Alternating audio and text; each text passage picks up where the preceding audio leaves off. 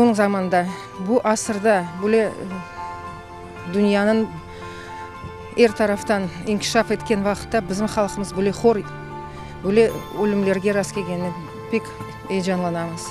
Это еще совсем молодые, совсем молодые дети, которые еще только строили свою жизнь. Они еще вкладывали всю свою жизнь, всю свою энергию в это, для того, чтобы жить на своей родине. И это событие просто ақылға сыймай шедегілік.